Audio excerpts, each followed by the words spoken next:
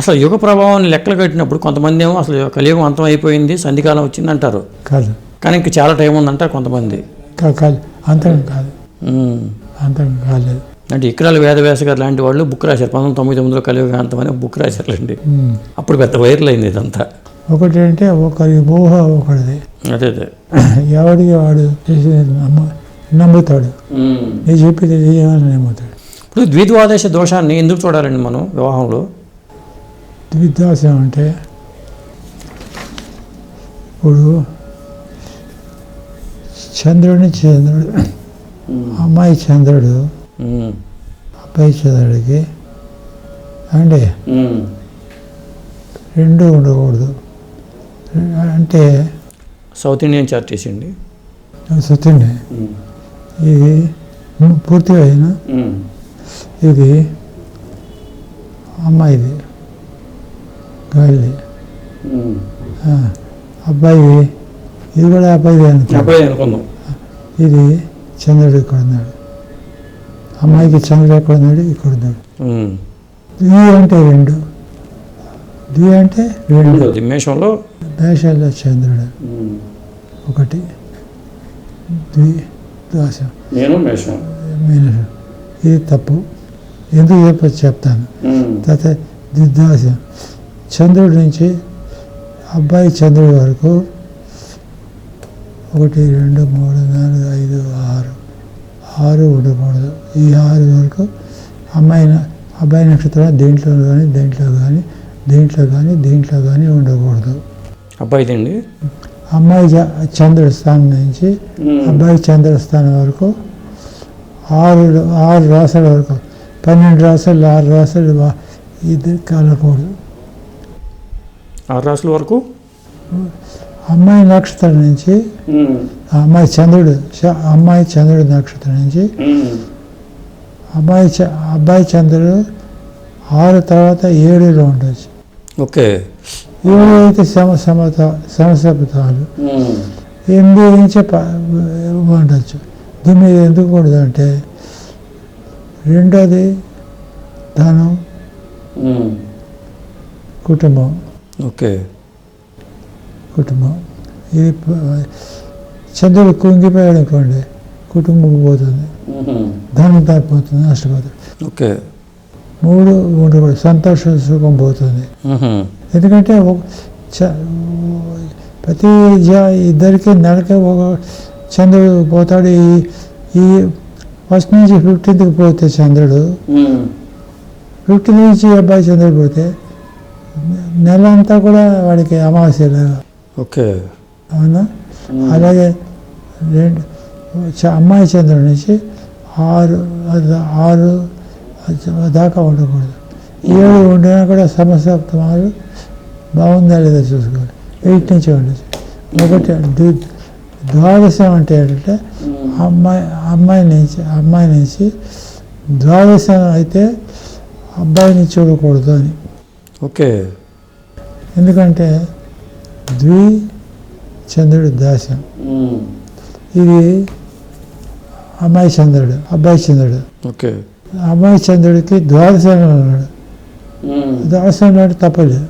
Okay, ఎందుకంటే ఎందుకని మనం ఎప్పుడు కూడా అమ్మాయికి నుంచి అబ్బాయికి చూస్తాం. అమ్మాయిని చూసినప్పుడు 12 అవుతుంది. ఓకే, అంటే షష్టాలు ఇక్కడి నుంచి 6 ఇక్కడ చంద్రుడు కాదు. ఓకే, అమ్మాయి నుంచి 2 3 4 5 6లో చంద్రుడు కూడా ఉండకూడదు. అంటే మిత్ర రాశులు అయితే ఉండొచ్చా? పోనీ మిత్ర రాశి కూడా ఉండకూడదు. అసలు అవాయిడ్ చేయటమే. మిత్ర రాశి దాంట్లో ఆ దోషం ఏమిటో చూడాలి. ఇప్పుడు చంద్రుడు ఇక్కడ ఉండొచ్చు, ఇక్కడ ఉండొచ్చు, ఆ రాశి గ్రహం నక్షత్రం చూసి నిర్ణయించాలి. ఎందుకంటే చంద్రుడి కదా నక్షత్రం. సపోజ్ చంద్రుడు ఇక్కడ ఉన్నాడు, ఈ నక్షత్రాలు ఇక్కడ చంద్రుడు అంటే ఈ రాశిలో ఉన్నాడు అనుకోండి అమ్మాయి. ఇక్కడ ఏ రాశి ఉంటుంది? మూలా నక్షత్రం. ఓకే.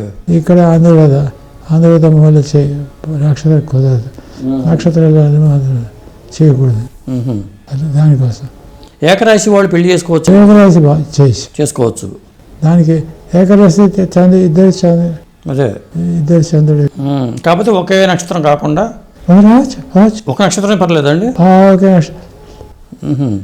ఇక్కడ అశ్విని భరణి కృత్తిక, అబ్బాయిది అశ్విని, అమ్మాయిది కృత్తిక. అయినా సరే చంద్రుడు ఇక్కడ ఉన్నాడు కదా, అంటే చంద్రుడు ఇక్కడ ఉన్నాడు. అదే అశ్విని భరణి కృత్తిక చంద్రుడు ఉంటాడు. 3 ఆశలు ఏళ్ళు నడిచిన వచ్చింది అనుకోండి, ఒకేసారి వాళ్ళు. నా ఉద్దేశం ఏళ్ళాల్సిన ఇద్దరికి ఒకటిసారి రావటం మంచిదే. ఇప్పుడు కూడా మీకు ఏళ్ళాల్సిన 1980 వచ్చింది ఏళ్ళాల్సి. అంటే ఎంతవరకు ఉంటుంది? 7.5 సంవత్సరాలు. 7 అంటే ఎంత అవుతుంది అన్నమాట? 750. 7 సంవత్సరాలు 90 దాకా ఉంటుంది.